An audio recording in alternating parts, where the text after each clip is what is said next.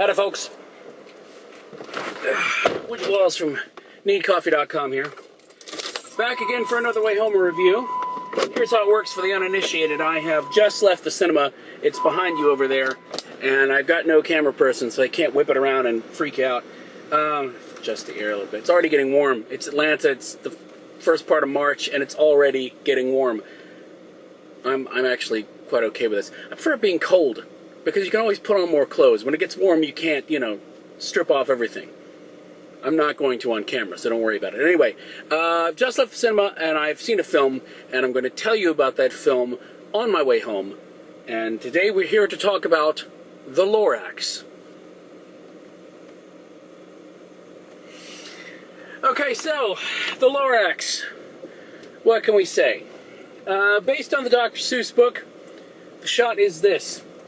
The world is a very different place than what we know it. Not just because it's Seussian and everything's kind of curvy and weird, but although I will say this, they did show the Madagascar 3 trailer before this film, and if you ever wanted to compare and contrast the blockiness of Madagascar versus Dr. Seuss, it's weird. Anyway, I heard a thump. I was afraid the camera had fallen like last time. Nope, you're still there. Okay, so, anyway, world's a different place. Kind of like a walled-off city thing. Wow, you have no turn radius, Mr. Truck. Sorry. That was amazing. I swear to God I'll get through the synopsis, come hell or high water. So, there's a place called Thneedville, which is basically an enclosed environment because the outside world has gone to hell. And everything there is plastic, and you have to buy air because the air is so poor. And the environment there is kind of iffy as well. But it's kind of a controlled, sterile environment where everyone is happy, or at least thinks they're happy. And into this we have our hero, Ted, who really likes a girl in the neighborhood. And the girl in the neighborhood really wants to see a live, actual tree, when everyone's replaced their trees with the latest mechanical trees and whatnot. So he gets it into his head that he's going to leave Thneedville and go out into the wilderness where this guy lives called the Onceler. And the Onceler knows the story about what happened to the trees and can hopefully tell him how to get a live tree so that he can win the heart of Audrey, the girl. And hijinks ensue. So, okay. Alright, so here's the thing. Let me just state this first of all. It is not news to anyone who's read the Lorax. And I'm familiar with the Lorax. I read it a while ago. I didn't reread it for watching the film because I wanted to be able to see the film, independent of the book. And I appreciate that a lot of people get really bent out of shape when you take liberties with a book that they like, or even just a book, and try to add things. But I think it can be done to where it works, I think, anyway, so the Lorax itself is an environmentalist fable, basically. And the idea is that, I can speak to the movie better than I can the book because I just saw the movie. My problem, I guess, my number one problem with it, and this stems a bit from the book as I remember it, is that there's very little discussed in the way of a third option. They chop down a tree, and they give the tree a little funeral thing, which is well animated and well done and very touching. And don't get me wrong, I'm not an anti-environmentalist. I appreciate the fact that the environment is where I live and where all my stuff is. So I not only because the environment is kind of awesome, trees are cool, right? Nature is awesome, just on its own.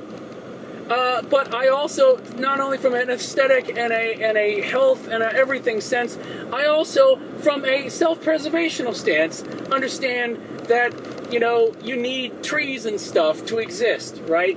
I don't think anybody's trying to, well, people with any sense, are trying to, destroy the environment utterly out from under themselves. Again, I please note that I said with any sense. There are people with no sense.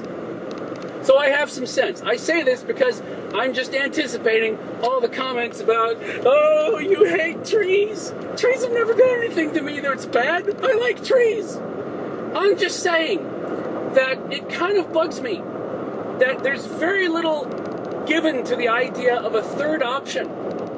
It's like, if chopping down a tree, one tree is evil, then how do you function? And I know it's an environmental fable, and I know it's an animated film, and I know it's for kids, but this is me watching it, and I'm sitting there going, this is incredibly simplistic.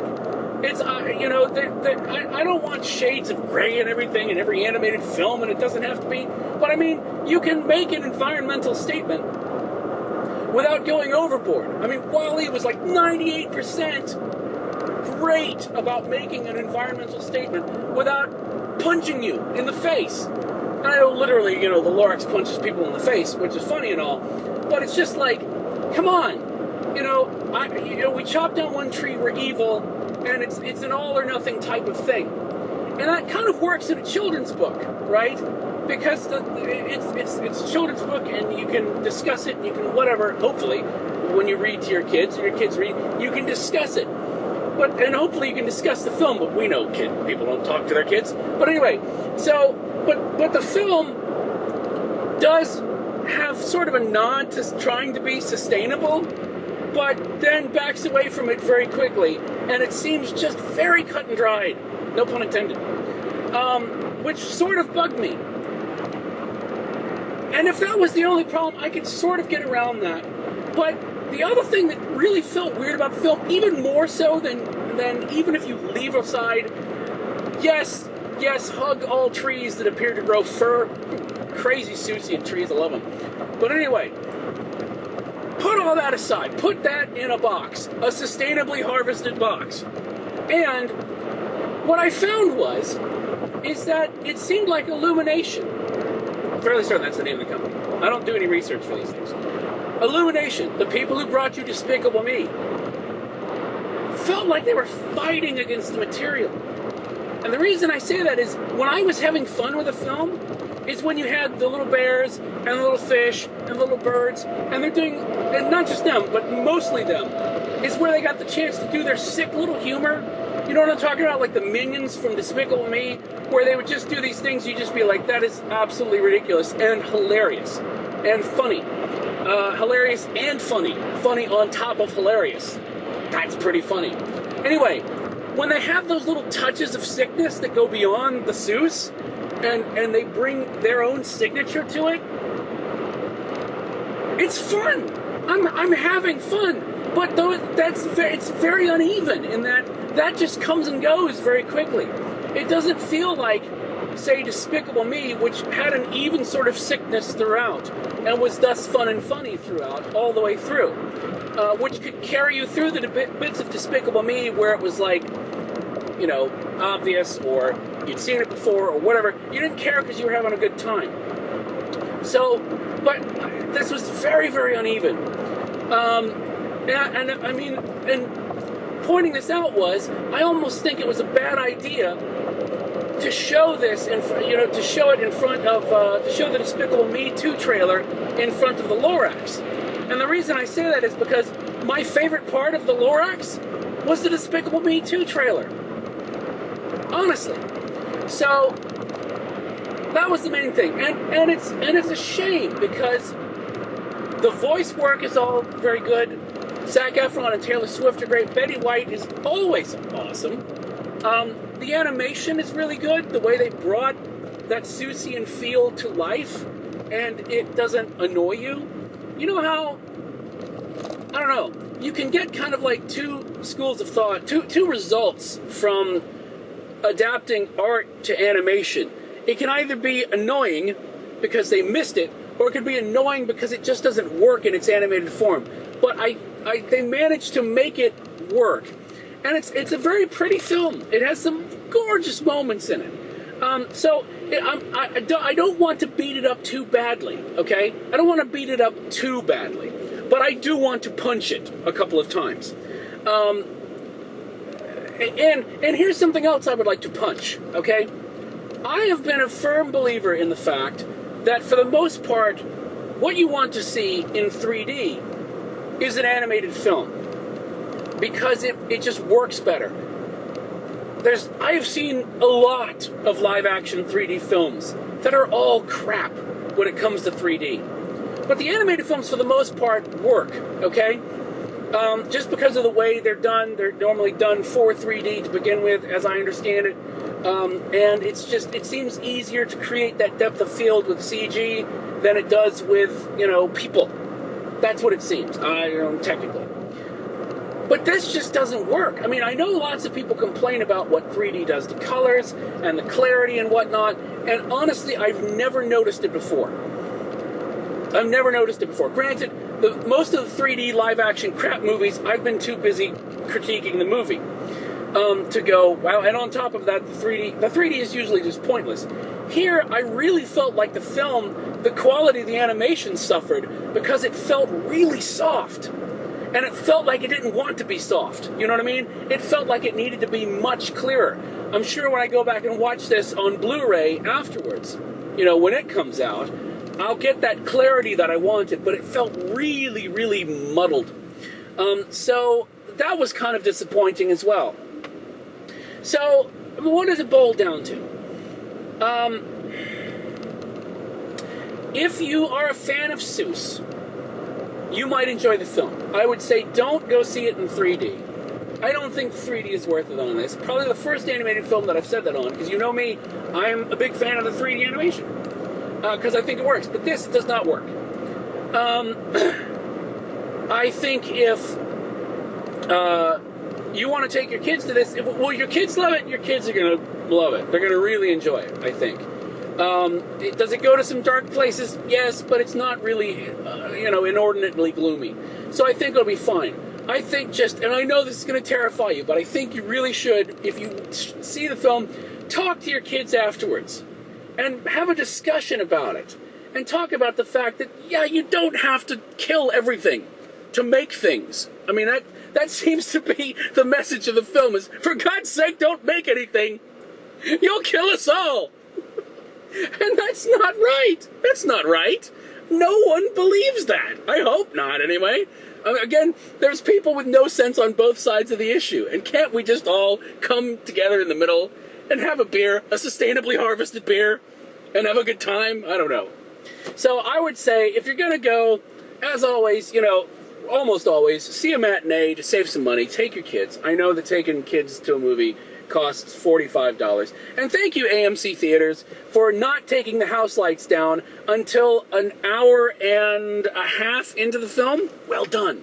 And of course, I didn't have anyone with me, so I couldn't get up to go tell them because I don't want to miss 5 minutes of the movie waiting for a manager to show up. Thanks, AMC. Anyway, so here's what I would say cup-wise. Cup-wise, on a 5-cup scale, man, I'm gonna give it. I start off all my things at like 2.5 because that's right down the middle. That's just okay. 2.5 cups to me is an okay film. Not great, not bad. So, but this is a 2.5 cup film. However, if I had seen it probably in 2D, I might have been content with 2.5. But I am miffed that I spent the extra cash on the 3D, which wasn't that good. So I'm docking it a 1/2 cup for that. And I'm sorry, that's just it. So 2 out of 5 is what I'm going with. Like I said, Seuss fans, you got kids, check it out. Otherwise, pass. You can catch it on DVD or Blu-ray. It'll be out in 3 to 4 months, and you'll be fine. There you go. So, that brings us to the end of another Wayhomer review. Thanks so much for watching these things. And as always, if you'd like to support us, here's an easy way to do so.